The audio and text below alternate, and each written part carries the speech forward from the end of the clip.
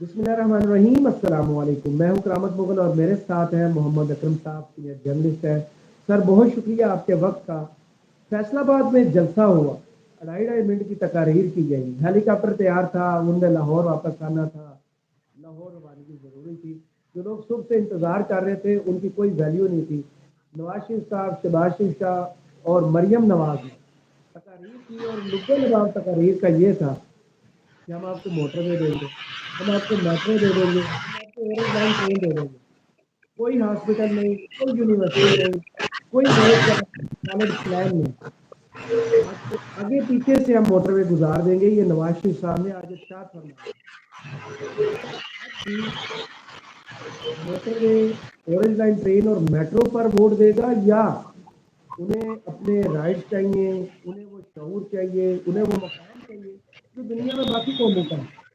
آپ کو لگتا ہے کہ آج والے جلسے کے بعد فیصل آباد سے نواز لیگ کو ووٹ ملے گی؟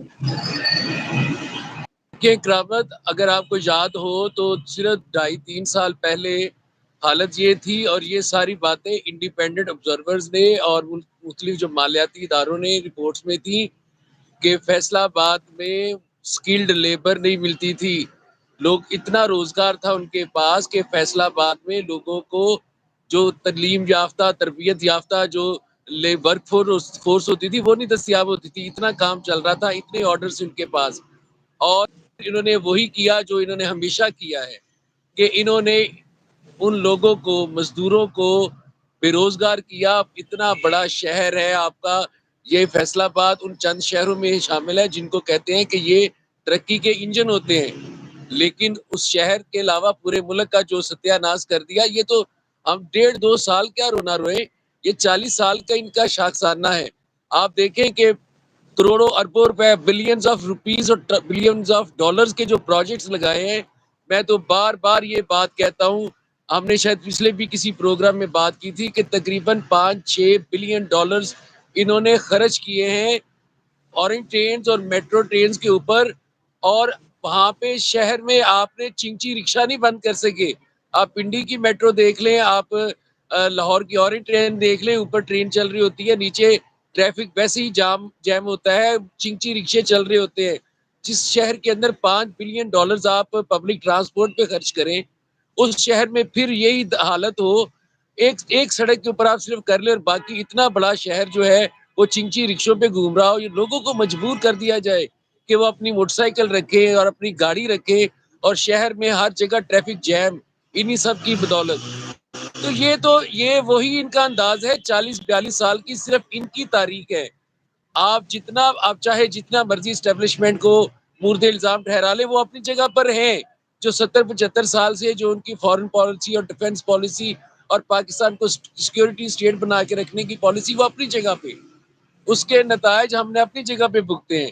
لیکن یہ وہ سویلین گورنمنٹ جس میں یہ جو نون لیگ کی خاص طور سے پچھلے 40 سال میں مختلف وقفوں سے، پنجاب میں تو لمبے عرصے تک انہوں نے حکومت کی ہے، تو آپ دیکھ لیں انہوں نے تعلیمی اداروں کا ستیہ ناش ہوا اس دوران میں، ہیلتھ کی فیسلٹیز ختم ہوئی، پبلک ٹرانسپورٹ ختم ہوئی، روزگار کے لالے پڑ کے لوگوں کو۔ اب تو خیر بہت ہی برا حال ہے، اور ان کو لوگوں نے اگر کسی ایک پارٹی کی محبت میں ووٹ شاید دیں، لیکن ان کے ساتھ جو انہوں نے جو سیاست کے طور پر لوگوں کو جو نقصان پہنچایا ہے، ان کے روزگار کا، ان کی معیشت کا، ان کے بل بڑھا دے، ان کو غریب کر دیا، لوگوں کو غصہ اس بات کا ہے۔ اس بات کے اوپر دیکھیے گا ان کا کیا حشر ہوتا ہے۔ یہ لوگ جاگے ہوئے ہیں اس وقت، اور فیصل آباد جیسا شہر تو بہت سیاسی طور پر بڑا الائیو شہر ہے، ایکٹیو شہر ہے۔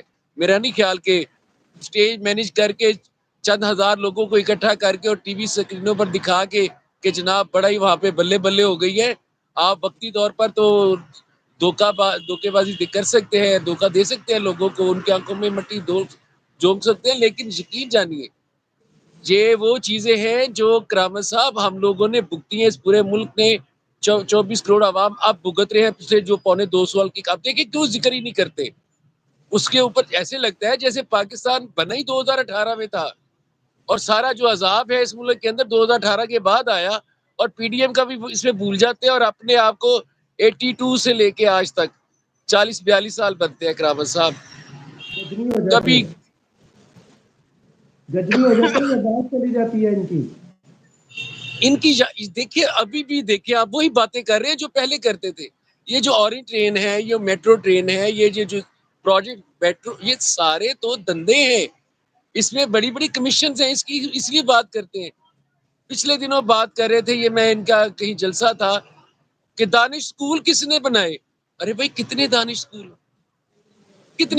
है आपकी, कितने जो है ऑरेंज ट्रेन है वो पंजाब का, आपने पूरे पंजाब का बजट आपने लाहौर की पब्लिक ट्रांसपोर्ट के ऊपर खर्च कर दिया एक से ट्रेन चलाने के लिए, और सिर्फ एक सड़क के ऊपर 26, 28, 30 किलोमीटर का एक रास्ता वो तय करती है, और सिर्फ एक जो सड़क है मेन उसके ऊपर वो चलती है.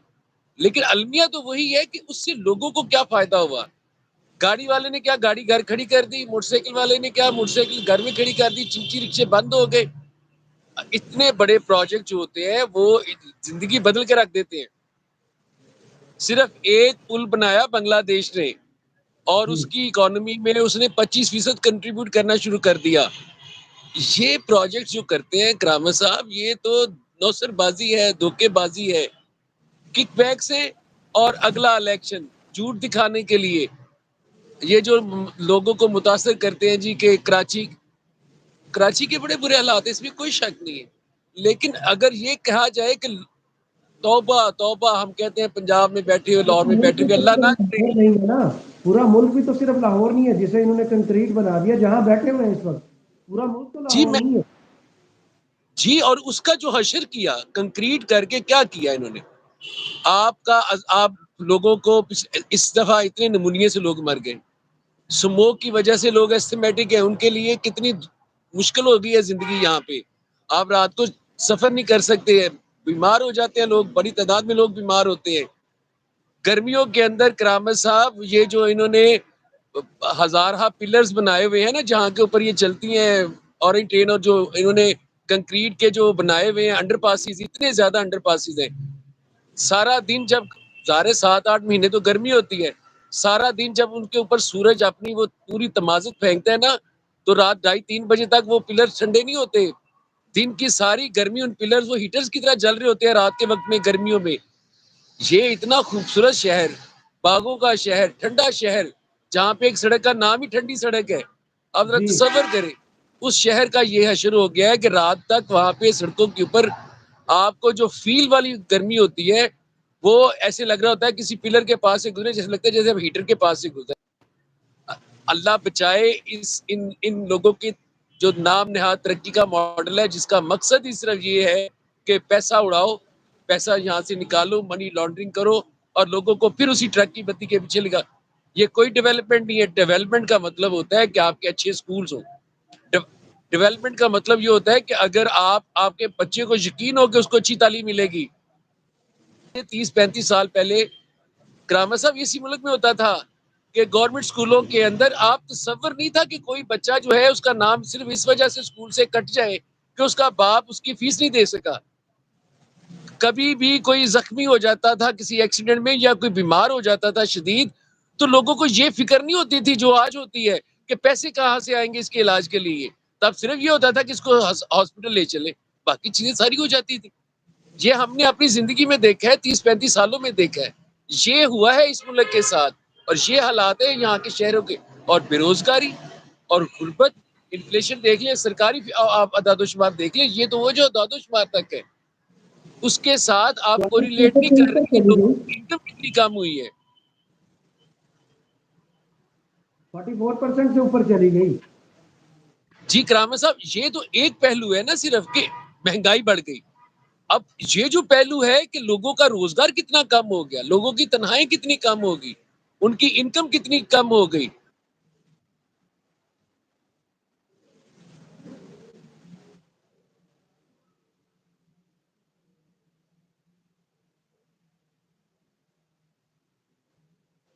तो ये जी सर. सारे वो पहलू है जो हम लोग यहाँ पे इन लोगों के करतूतों की वजह से हुआ.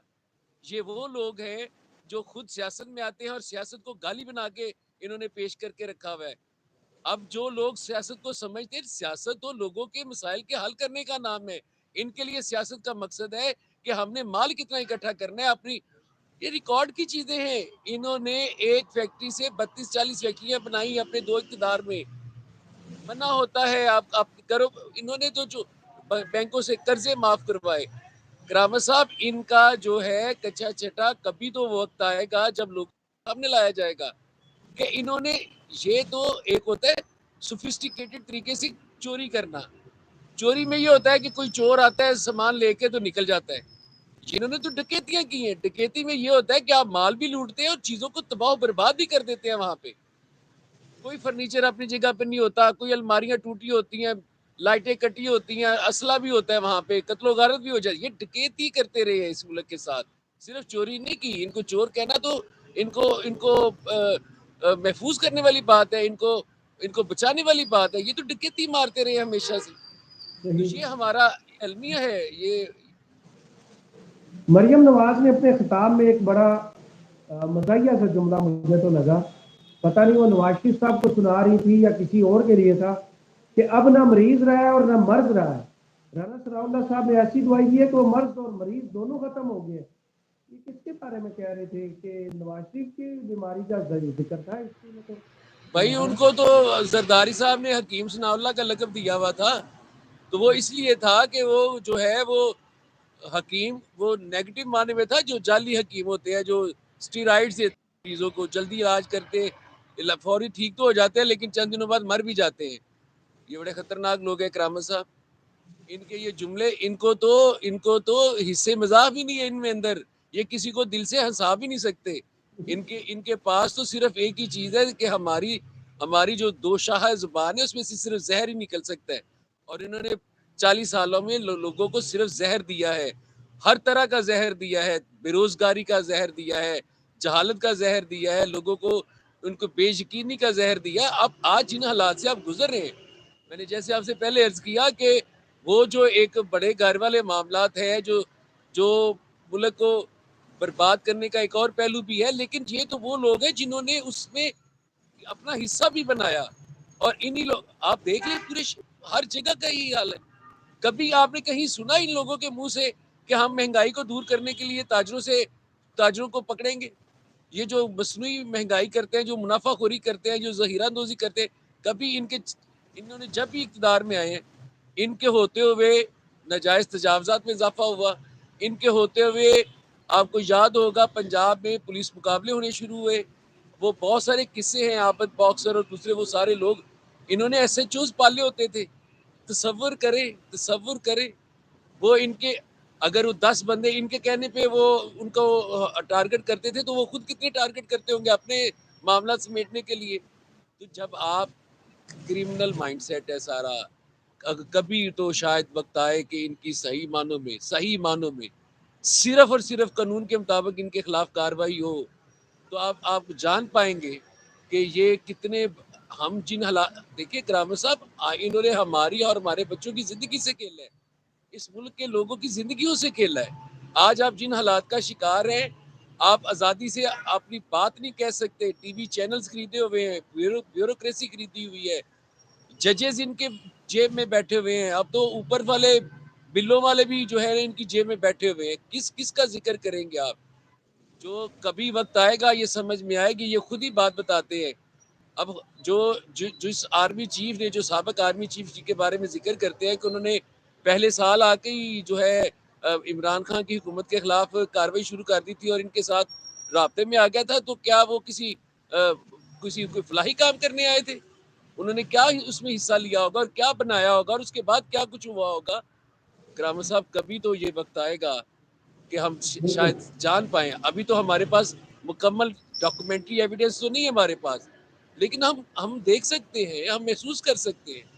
ہم اپنے حالات سے جو ہے ان کی جو چوریاں ہیں, ڈکیتیاں, اس کا اندازہ کر سکتے ہیں اپنے حالات سے. صحیح. بہت شکریہ محمد اکرم صاحب, آپ کے تجزیے کا سمجھ کا آپ نے ضرور بتائی گیا. ویڈیو آپ کو کیسی لگی اجازت دیجیے. اللہ حافظ.